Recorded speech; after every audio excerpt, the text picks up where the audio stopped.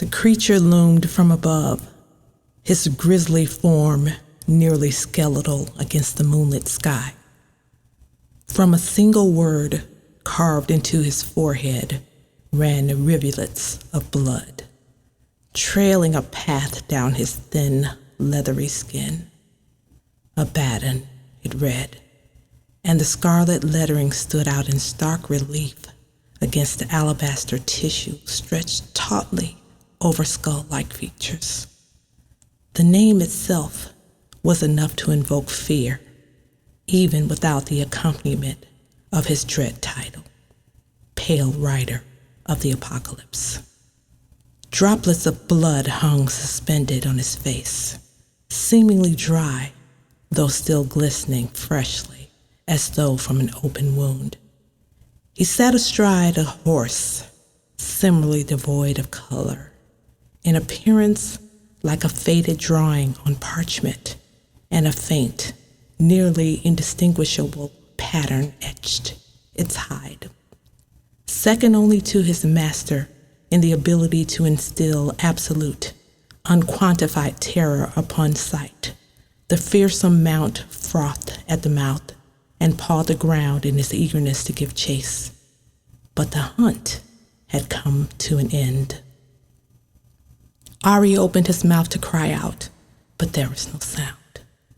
His knees might have quaked had he any strength left in his legs. Debilitating fear gripped his heart, paralyzing him until all he could do was stare helplessly at the ghastly duo. He knew that anything he could do would be utterly useless against his powerful adversary.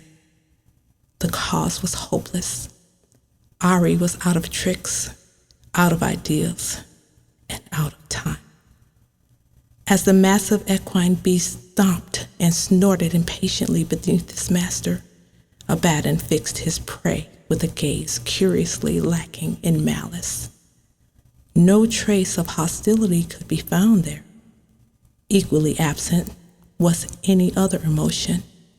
His features were locked in a cold expression, not betraying any intent. But Ari knew that death had come for him specifically. It was personal. A whimper escaped his lips as he braced himself for the final blow. If this was to be his end, he prayed fervently, let it be quick. The lightly dappled stallion reared back on his hind legs and beat the air with his hooves. His rider also ascended with emotion, raising an arm in tandem. Ari beheld the gleaming scythe in Abaddon's hand just before horse and blade came down together. Ari screamed. O come, Emmanuel, and ransom captive Israel, that mourns in lonely exile here until the Son of God appear. Rejoice, rejoice, Emmanuel shall come to thee, O Israel. John Mason Neal. Chapter 1. A Troubling Visitor. By the gods! The ruler of all Egypt held his head in his hands. His frustrated epithet revealed he was at the end of his patience, and the cause was no secret.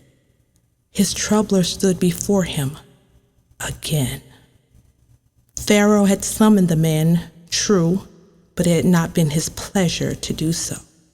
He'd had no choice in the matter, and, as in times past, had greatly repented his decision soon thereafter. But what else could be done? He hoped now to escape his predicament through guile as before and stave off yet another incident, another plague. Inwardly, he groaned at the appearance of a man who, like himself, had once roamed these gilded palace halls. They were very much alike in upbringing, he and the visitor. They had been raised to share the same values. Both knew the joys of playing hide and seek among the ornately carved columns of his father's palace. Home, this man before him would have called it. Once. But that had changed. This same man, now a stranger, forced his hand. Pharaoh's aggravated fingers went to drag across his shaved scalp, but found the attempt blocked by his headdress. Just as well. His nemez, an indicator of his royal position, served as a reminder that such an action was unbecoming of his station. It would be unseemly. He would not allow this poseur to bring him low enough to react and betray his discomfiture. Pharaoh was his father's son. To dispel these feelings, he sat more erectly on his carved, elaborately painted throne and looked around the room. Depictions of his most famous battles and conquests surrounded him, etched on every wall and urn. The images of defeated foes, now subject to him, served as a potent reminder that the advantage belonged to him. He rolled his shoulders back and expelled a breath. Stretching his neck, he lolled his head on his axis in as casual a manner possible, seeking to relieve his suddenly cramped, tightly clenched muscles. Internally, Pharaoh was a mass of coiled nerves, but he strove to appear as impassive and unaffected as the many effigies buttressing the temple at the Valley of Kings. His coal-lined eyes squeezed shut, as if the sight before him was painful to behold. He rolled the orbs underneath his eyelids, causing them to flutter. Better, he thought, wishing his tormentor far away. But the man would not be going anywhere, Pharaoh knew, unless forcibly. To put his hands on the man would be to lose the game. Sighing inwardly, Pharaoh opened his eyes. The fellow seemed relatively innocuous. Tanned with weathered skin, he wore the simple woolen garments of a shepherd. He looked like all the others who toiled, living in poverty. There was nothing about him to suggest he was otherwise, but Pharaoh knew this to be a lie. This man was not like any others. Unlike the despotic ruler, whose own figure revealed his love of excess, the man was lean. As if he did not have enough food, Pharaoh sneered mentally. There was always an abundance to eat in the palace, and enough beer to wash it down. He was rather proud of his belly, slightly rounded, grown hard, and a witness to this assertion. Pharaoh only just refrained from patting said protuberance. Instead, he satisfied himself with resting his hands upon it and interlocking his fingers. There, he said to himself. He must look very much like a dignified ruler, he decided. Reluctantly, he returned his attention to the sight before him. Pharaoh's skin was the deep brown of dark spices, his ancestors being responsible for his melanin-rich hue.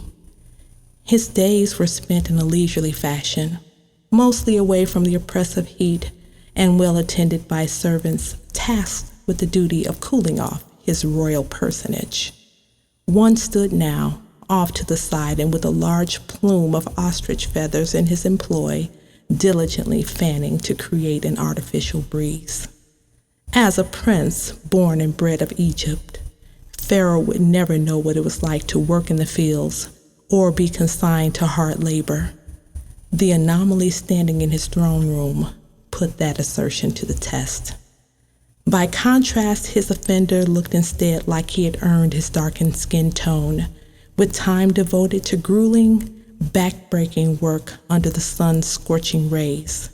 This much about him was true, Pharaoh could see. Another man stood beside the visitor, looking very much akin to the first. The second man was the elder, Pharaoh knew. Determining which of the two had more humble beginnings was difficult, though, at first. They dressed alike, wearing the same rough cloth worn by the slaves, and they worked in tandem. When you saw one, you saw the other.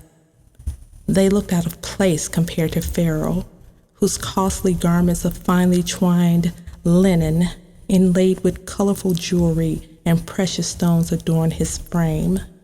Yet these men in their rough-hewn cloth came to him as equals. In the case of the first, that was somewhat true. Pharaoh's nemesis had not always spent his time in the fields, though it was impossible to tell that now. And that was the lie of it. "Do not tell me," Pharaoh began in a weary voice, picking up the ongoing thread in their conversation, for it was always the same. They had been through this scenario many times, the three of them. Pharaoh couldn't find it within him to completely bend to their persistent and impossible demands. He could not altogether give in. He must save face somehow. The man and his ever-present companion remained silent while Pharaoh slathered them with his standard scorn. Pharaoh sighed. "I must let your people go," he continued, raising a mocking finger to accentuate, "or something dire will happen." His features took on a bored, uncaring expression, though he was very much concerned. But he could lie too. "Pharaoh, you must hearken to our God," the older man began. His voice blared through the great room like a trumpet, needing no magnification. The younger shrank back in what appeared to be a passive silence, allowing the elder to speak as usual. Pharaoh was not fooled. The mouthy one was not in charge. It was the silent partner who pulled the strings. Pharaoh waved the older man off. He had heard all their demands before. "Or what?" Pharaoh taunted derisively. "Your God will have fruit flies descend upon us again?" He raised his hands in mock horror as if to fend them off. "Gods forbid. I've already told you, go, take your people, but you must leave the livestock." He was tired of these negotiations, but that would have to do. Pharaoh was no fool. If they left and took everything, they would have no incentive to return. He would not lose all. "Pharaoh, it is not enough," began the mouthpiece, but his objection was immediately rebuffed. "Your God is one of trivial annoyances," Pharaoh rejoined. "I do not recognize your God," he announced brazenly, directing a challenging glare at the younger man. Both men bristled at his dismissive tone. Aha! There it was, minute though present. A tale betrayed the younger man, distinguishing him as nothing else could. A familiar fidgeting motion showed his discomfort and was quickly quelled. Pharaoh crowed mentally with that small victory, jubilant as any rooster. He recalled the frequent admonition given to all royalty from childhood. Do not fidget. It makes you look unsure. Leadership had not set well on his adversary then, but this man had been groomed to lead, even Egypt, if need be.